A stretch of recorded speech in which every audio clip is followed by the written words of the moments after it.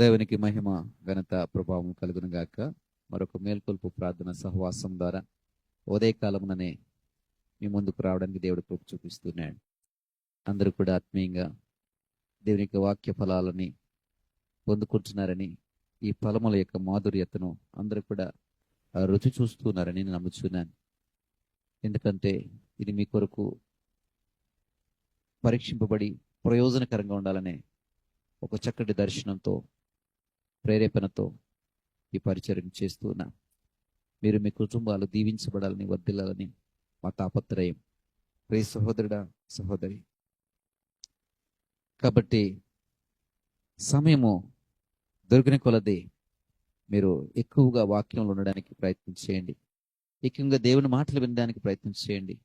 ఎక్కువగా మరి ఈ పరిచర్యలో పాలుపంపులు పొందుకోవడానికి ప్రయత్నం చేయండి.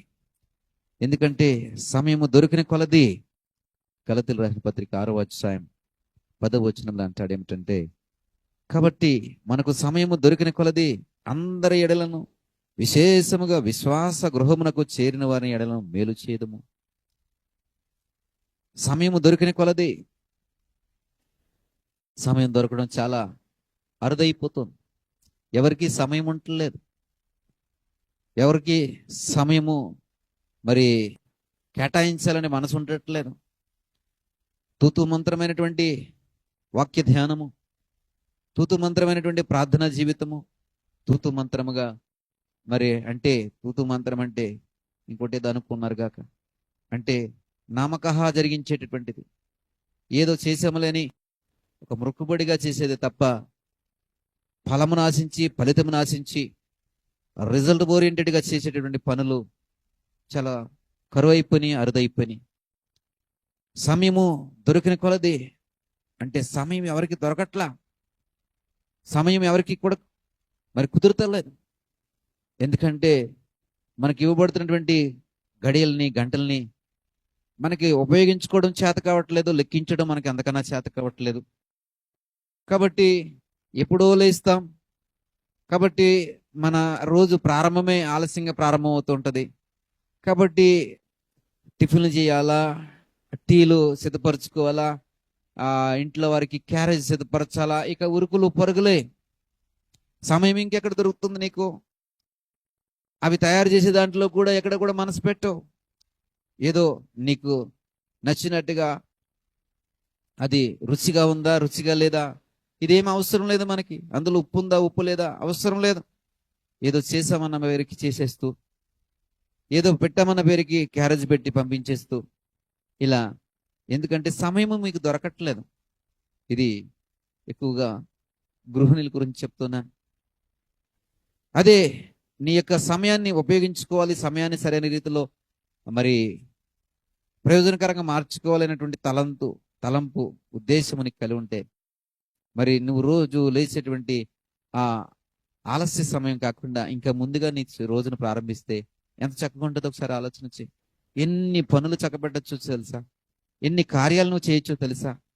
ఎంతటి జ్ఞానము సంపాదించవచ్చో తెలుసా? ఎన్ని ఆలోచనలు చేయవచ్చో తెలుసా? ఎన్ని పనులు ఇక వాయిదా వేయకుండా ఈ రోజే నువ్వు పూర్తి చేయగలవో తెలుసా? మీ పిల్లలని ఒక అరగంట నువ్వు ముందే స్కూల్కి పంపించడం వల్ల ఎంత నెమ్మదిగా వాళ్ళు వెళ్తారో తెలుసా? నీ భర్తని ఒక అరగంట ముందే ఆఫీస్కి సిద్ధపరిచి పంపిస్తే వాళ్ళని ఎంత నెమ్మదిగా ఆఫీస్కి వెళ్తారో తెలుసా? చక్కగా ఆఫీస్ సమయానికి చేరుకుని హడావుడి లేకుండా మరి వారి పనులు ప్రారంభించుకుంటారు. అలాగే బ్రదర్స్ కూడా ఆలోచన చేయండి. సమయాన్ని మీరు కుదుర్చుకోండి, సమయాన్ని సద్వినియోగపరుచుకోండి. సమయము దొరికినప్పుడల్లా, దొరికిన కొలది అంటున్నాడు. అంటే దొరకట్లేదు సమయం మీకు. ఎందుకంటే సరైన ఆలోచన లేదు, సరైన ప్రణాళిక లేదు. హరి ఉరుకులు పరుగులు పెడుతున్నావు కదయ్యా. దానివలన మరి సమయానికి రాలేక ఆలస్యంగా వచ్చి నీ యజమానుల దగ్గర, నీ పైన అధికారుల దగ్గర మాట పడుతున్నావు. ఏమంటారని హృదయం అంతా బిక్కు బిక్కు, మనసంతా బిక్కు బిక్కు. ఎందుకంత అవసరం ఏమొచ్చింది? నీ సమయాన్ని సద్వినియోగపరచుకోవడం నేర్చుకుంటే నీ యజమానుల దగ్గర, నీ పై అధికారుల దగ్గర నువ్వు మన్ననలు పొందుకుంటావు. మెప్పు పొందుకుంటావు.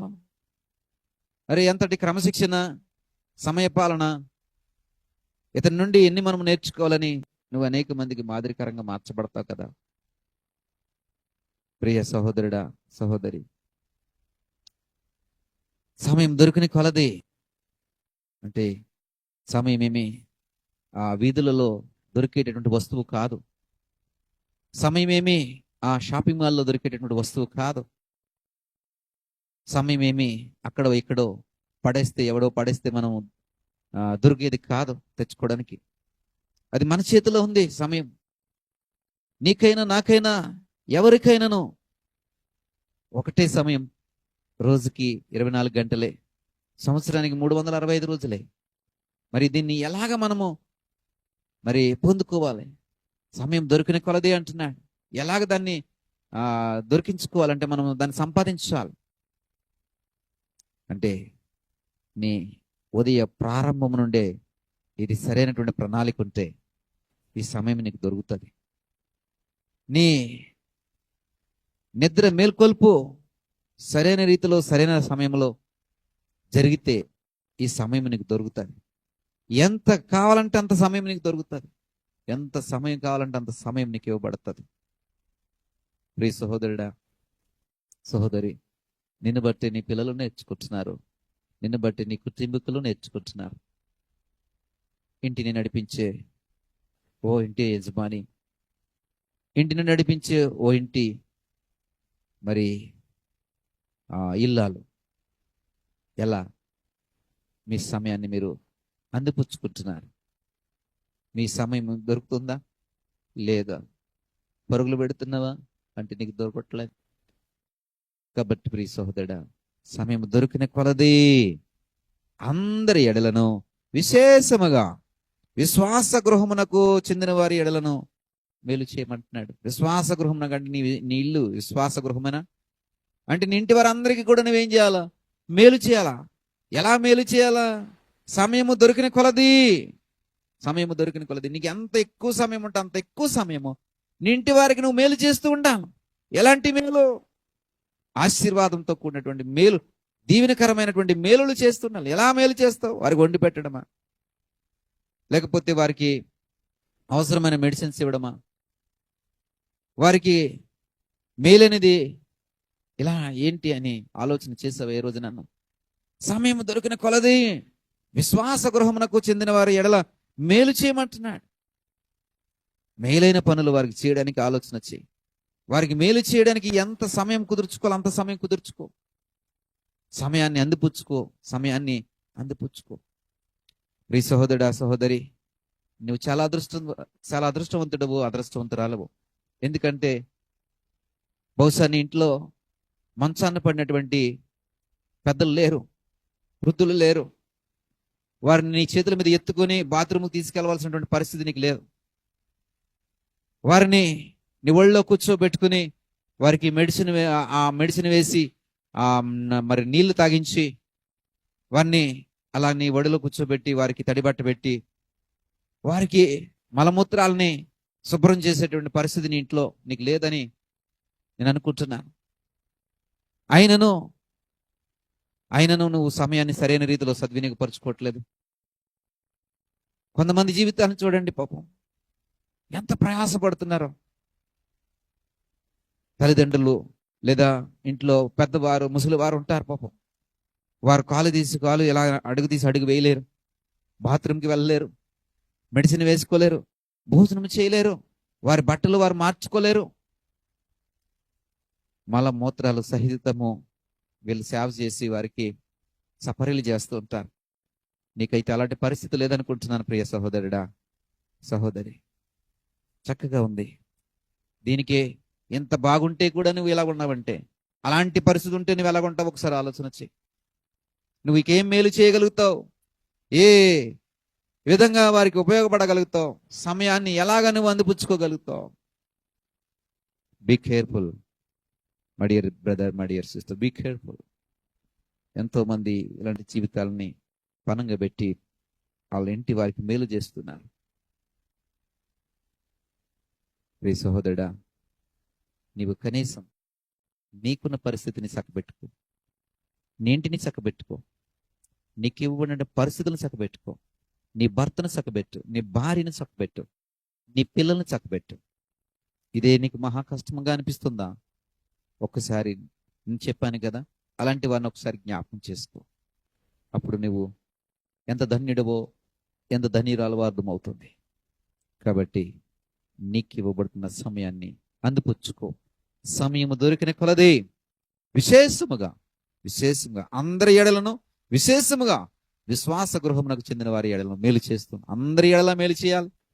నింటి వారికి మరింత ఎక్కువ మేలు చేస్తూ ఉండాలి. అందరి ఎడల, వాడని వీడని లేదు, అందరి ఎడల నువ్వు మేలు చేసేవాడుగా చేసేదానిగా ఉండాలి. ఇంటి వారికి మరింత ఎక్కువగా మేలు చేసేవాడిగా ఉండాలి.